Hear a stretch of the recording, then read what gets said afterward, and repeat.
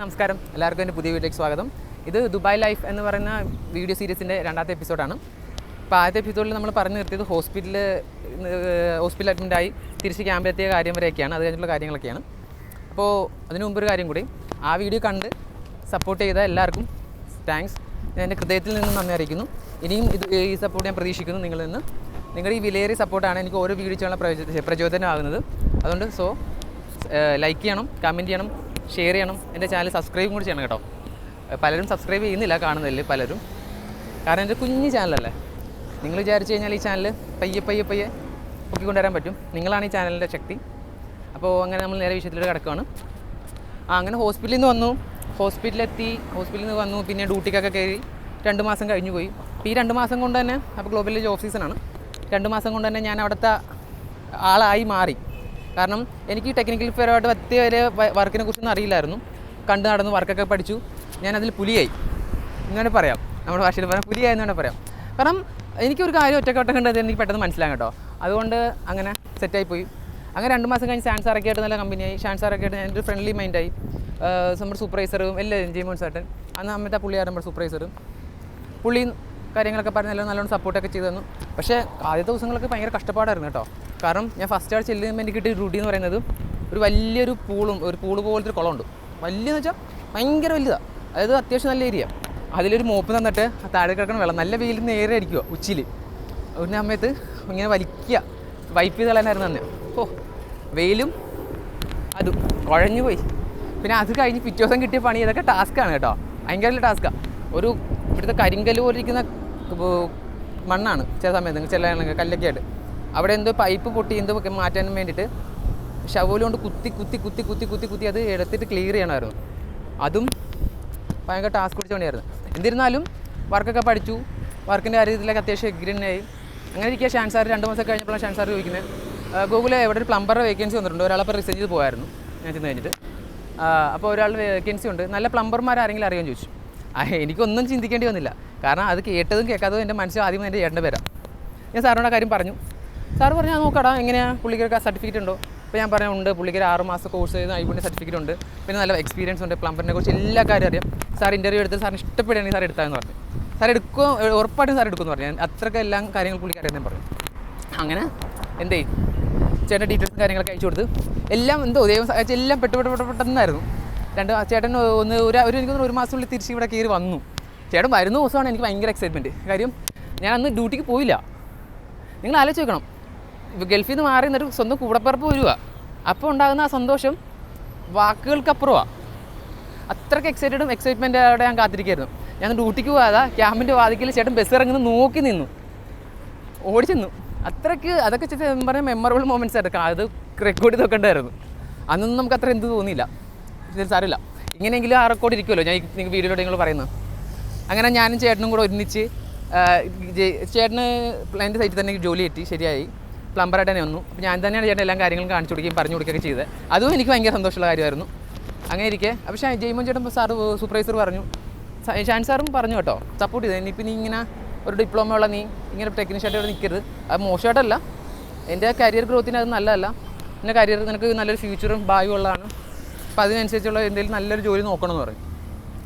അങ്ങനെ പിന്നെ ഉള്ളത് അതിനുള്ള തയ്യാറെടുപ്പായിരുന്നു. പക്ഷേ നമുക്കിവിടെ 6 മാസം കഴിയാം, മിനിമെങ്കിലും ഒരു കമ്പനി കയറി കഴിഞ്ഞാൽ 6 മാസമെങ്കിലും നിൽക്കണം വിസ അടിച്ചു കഴിഞ്ഞാൽ. ഇതാണ് ഒരു കമ്പനിയോട് ചെയ്യുന്ന മാന്യത. അങ്ങനെ 5 മാസമൊക്കെ ആയി. 5 മാസം ആയപ്പോൾ പിന്നെ ഒരു മാസം നോട്ടീസ് പീരീഡ് കൊണ്ടുണ്ടല്ലോ. അങ്ങനെ കണക്കൂടി 6 മാസം ആകുമെന്ന് ഞാൻ വിചാരിച്ചു. വിഷ്ണുവോട് സംസാരിച്ചപ്പോഴും വിഷ്ണു അങ്ങനെയൊക്കെ തന്നെ പറഞ്ഞു, നമ്മുടെ കോർഡിനേറ്റർ അഡ്മിനിസ്ട്രേറ്റർ ഗ്ലോബലിലെ. അപ്പോൾ ഞാൻ അങ്ങനെ എന്ത് ചെയ്തു, അപ്പോൾ ആപ്ലിക്കേഷൻ അയച്ചു. ഫസ്റ്റ് തന്നെ ഒരു ജോലി കിട്ടി. ഇൻ്റർവ്യൂ കോൾ വന്നു. പക്ഷേ ആ ജോലിക്ക് പോയിട്ട് എനിക്ക് ഇൻ്റർവ്യൂ പാസ്സാകാൻ പറ്റില്ല. കാരണം അപ്പോൾ എനിക്ക് ഇംഗ്ലീഷ് ഫ്ലുവൻറ്റും അത്ര ആയി തന്നിട്ടില്ല. ഹിന്ദിയും വലുതായിട്ട് അറിയില്ല. ഇംഗ്ലീഷ് അറിയാമെങ്കിലേ അവിടെ മൊത്തം ഇംഗ്ലീഷിലൊക്കെ ആയിരുന്നു. അതിന് രണ്ടെണ്ണം അയച്ചു. രണ്ടാമതിൽ കിട്ടി. പക്ഷേ അവിടെ സാലറി നമ്മൾ അക്സെപ്റ്റ് ചെയ്ത് എത്ര ആയില്ല.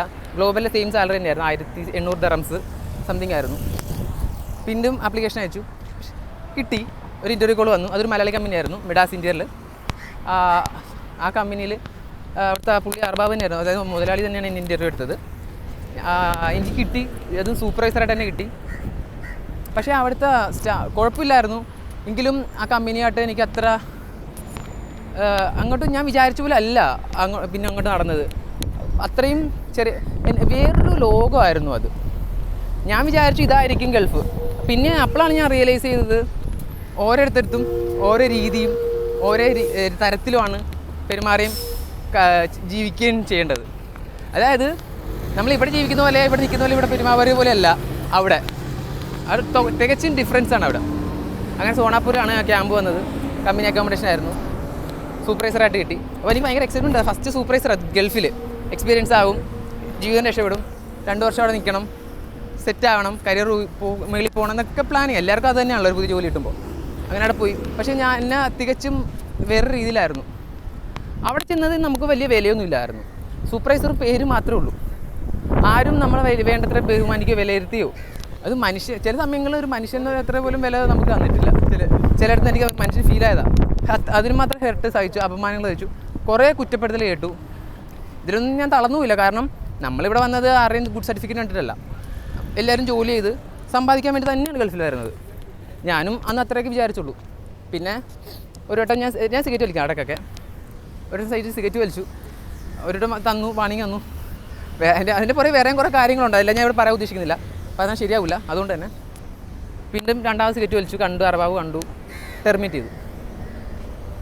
ജോലി എന്ന് പറഞ്ഞു വിട്ടു. അതായത് നാളെ തൊട്ട് എനിക്ക് ജോലി ഇല്ല. എനിക്ക് ഇന്ന് വന്നിട്ട് പറഞ്ഞു നാളെ തൊട്ട് വരണ്ട. ഞാൻ സൈൻ ചെയ്ത് കൊടുത്തു, ടെർമിനേഷൻ ലെറ്റർ സൈൻ ചെയ്ത് കൊടുത്തു. അവസ്ഥ എല്ലാവർക്കും ഇങ്ങനത്തെ അവസ്ഥ വന്നു കഴിഞ്ഞാൽ സത്യം തകർന്നു. കാരണം ദുബായിൽ വന്നിട്ടപ്പോൾ എത്ര നാളെ 6 മാസം കഴിഞ്ഞ് 1 വർഷം ആകുന്നേ ഉള്ളൂ. ആ 1 വർഷത്തിൽ 6 മാസം അവിടെ ചെയ്തു. 5 മാസമേ ആവുള്ളൂ ഇവിടെ. നമുക്ക് കേസ് കൊടുക്കാനോ ക്ലെയിം ചെയ്യാനൊന്നും പറ്റില്ല. കാരണം പ്രൊവിഷൻ പീരീഡ് കഴിഞ്ഞിട്ടില്ല. പ്രൊവിഷൻ പീരീഡ് നിൽക്കുക ചെയ്ത് ഏത് കമ്പനിക്ക് നമ്മൾ പറഞ്ഞുള്ള റൈറ്റ്സ് ഉണ്ടല്ലോ, അത് തന്നെയാണ് അവർ യൂസ് ചെയ്തത്. ഞാൻ എൻ്റെ ഫാമിലിയോട് ഈ കാര്യങ്ങൾ ഇൻഫോം ചെയ്തപ്പോൾ ഫാമിലിയിൽ നിന്ന് എനിക്ക് നല്ല സപ്പോർട്ടായിരുന്നു കേട്ടോ. എൻ്റെ ചേട്ടനും ഫാമിലി, അപ്പോൾ ചേട്ടൻ ഇവിടെ ഉണ്ട്, നല്ല സപ്പോർട്ടായിരുന്നു, കാര്യങ്ങളൊക്കെ ആയിരുന്നു. പക്ഷേ ഞാൻ തകർന്നുമില്ല. കാരണം എനിക്ക് എന്നിൽ വിശ്വാസം ഉണ്ടായിരുന്നു. 28 ദിവസം നമുക്ക് സമയമുണ്ട്. അതായത് ഒരു വിസ ക്യാൻസൽ ചെയ്ത് നമുക്ക് 28 ദിവസം സമയമുണ്ട്.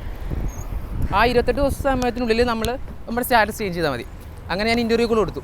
കിട്ടുമോ ഇല്ലയോ എന്നുള്ളൊരു അതല്ല ഇപ്പോൾ. കാരണം ആദ്യത്തെ ഇൻ്റർവ്യൂ എക്സ്പീരിയൻസ് അങ്ങനെ ആയിരുന്നല്ലോ നമുക്ക് കൊടുത്തത്. അതായത് ഓഗസ്റ്റിലാണ്, ഡേറ്റ് ഞാൻ മറന്നുപോയി. അത് എന്നായിരുന്നു കൃത്യമായിട്ട്?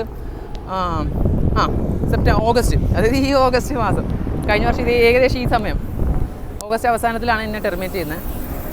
സെപ്റ്റംബർ വരുന്നു. അന്ന് സെപ്റ്റംബർ 8-ാം തീയതി ഓണം. അപ്പോൾ ഇവിടെ നമ്മുടെ കമ്പനി ഓണാഘോഷ പരിപാടിയൊക്കെ പ്ലാൻ ചെയ്യുന്നുണ്ടായിരുന്നു. അപ്പോഴൊക്കെ ഞാൻ റൂമിൽ ഇരിക്കുക. കാരണം 3 ദിവസം റൂമിലിരുന്നു, എങ്ങും പോകാൻ പറ്റില്ല. കയ്യിൽ കാശുമില്ല. അതാണ് വേറൊരു വ്യത്യാസം. നമുക്കൊരു ഇൻ്റർവ്യൂവിന് പോകണമെങ്കിൽ കയ്യിൽ കാശുമൊന്നും ഇല്ല അവസ്ഥ. സാലറി ഇട്ടിട്ട് കൊടുത്തിട്ട് പിന്നെ സാലറി കിട്ടി വരുന്നേ ഉള്ളൂ. ഇപ്പോൾ ടെർമിനേറ്റ് ചെയ്തുകൊണ്ട് പറഞ്ഞാൽ സാലറി കിട്ടത്തുമില്ല. അങ്ങനെ കുറേ കാര്യങ്ങളുണ്ടായിരുന്നു. അങ്ങനെ ഇൻ്റർവ്യൂ കോൾ വന്നു. അടുത്ത കമ്പനിയിൽ നിന്ന് ഇൻ്റർവ്യൂ കോൾ വന്നു. ഫോൺ ഇൻ്റർവ്യൂ കഴിഞ്ഞു. ഇപ്പോൾ നമുക്ക് അടുത്ത വീഡിയോ കാണാം. പിന്നെ ഇത്രയേ ഉള്ളൂ, ഇന്നത്തേക്ക് ഇത്രയേ ഉള്ളൂ. അപ്പോൾ ഞാൻ ഒരിക്കൽ കൂടെ പറയുന്നു, നിങ്ങളുടെ വിലയേറിയ കമൻറ്റും ലൈക്കും എനിക്ക് വിലപ്പെട്ടത് തന്നെയാണ്. അതുകൊണ്ട് കമൻറ്റ് ചെയ്യുക, ലൈക്ക് ചെയ്യുക, വീഡിയോ മാക്സിമം ഷെയർ ചെയ്യുക, സബ്സ്ക്രൈബ് ചെയ്യുക. അപ്പോൾ ഇനി ഇതിൻ്റെ അടുത്ത വീഡിയോ ആയിട്ട് നമുക്ക് നാളെ കാണാം. ബൈ.